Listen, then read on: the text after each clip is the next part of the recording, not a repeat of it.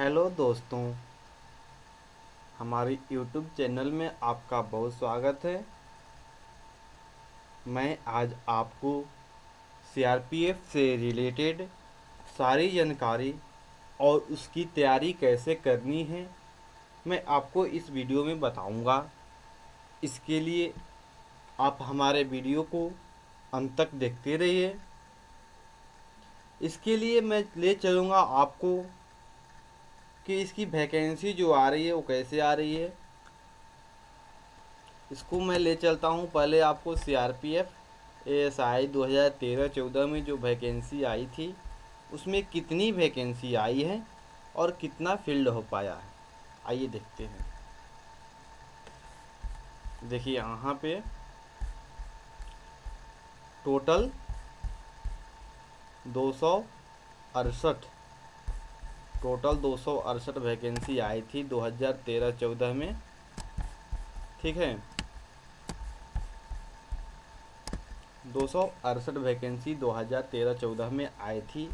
उसमें से 79 vacancy field हुई।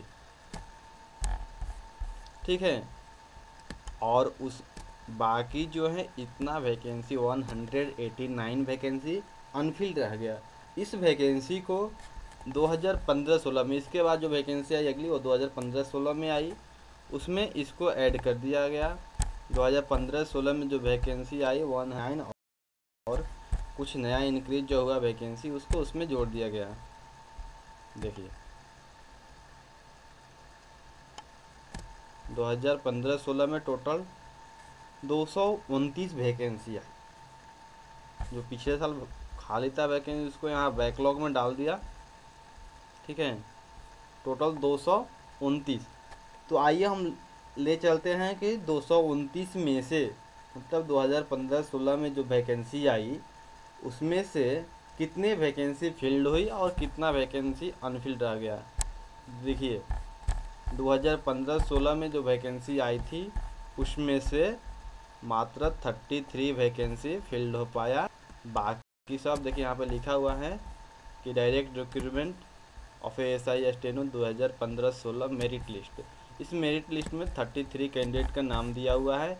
इससे जाहिर होता है कि इस समय मतलब 2015-16 में केवल 33 कैंडिडेट मतलब 229 में से 33 कैंडिडेट पास हुए, बाकी का सीट वैकेंट रह गया।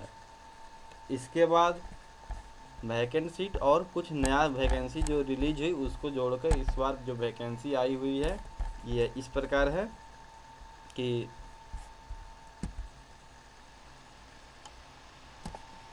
टोटल 219 वैकेंसी 2016-17 में आई हुई है। इसके बारे में मैं आपको बता दूं कि हमारे इस दिखाने का मतलब तात्पर्य यह है कि एएसआई में लड़के तो क्वालिफाई हो जाते हैं रिटेन एग्ज़ाम को, लेकिन जाके फंस जाते हैं स्टेनो में। तो वो स्टेनो की तैयारी कैसे करें। लगभग बच्चे 2 साल से पढ़ रहे स्टेनो और स्किल क्वालिफाई ही नहीं हो पा रहे हैं। तो मैं उनके लिए बता दूं एक सिस्टम के अनुसार पढ़ाई करें।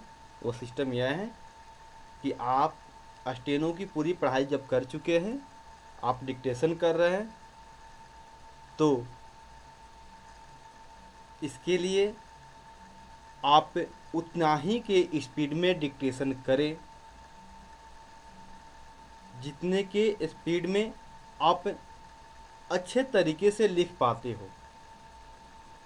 मान लीजिए आप 70 वर्ड पर मिनट अगर डिक्टेशन को अच्छी तरह से लिख पाते हो तो उसको लिखो, और लिखने के बाद उसका ट्रांसक्रिप्शन करो। करने के बाद उसको दोनों को मिलान करो कि हमने कितना परसेंट उसमें सही किया और कितना परसेंट इरर किया। जब आपकी इरर जो है कि 5 to 10% के बीच आने लगे तो आप अपने स्पीड को थोड़ा सा इंक्रीज कर दो, 75 का करो। जब वहाँ भी आप सक्सेस हो जाओ फिर उसके बाद 80 का करो, इसका मतलब कि आप जो लिखो,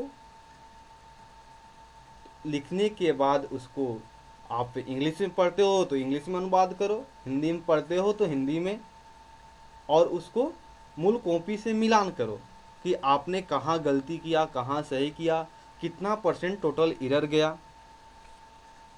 ठीक है। और मैं अपने इस चैनल पे लगातार डिक्टेशन डालता रहता हूँ। मैं जो भी डिक्टेशन डालता हूँ उसका PDF लिंक डिस्क्रिप्शन में दे देता हूँ, आप वहाँ से डाउनलोड करके मिलान कर सकते हैं। मैं केवल हिंदी का डिक्टेशन ही डालता हूँ। ठीक है। अगर आप लोगों की इच्छा होगी, मैं जो उस पर डालता हूँ 80 वर्ड पर मिनट का डिक्टेशन डालता हूँ, अगर इच्छा होगी कि मैं उससे कम का भी डिक्टेशन डालूँ तो आप हमें कमेंट कीजिए, मैं आपको वहाँ दे दूँगा। ठीक है। Thank you for watching.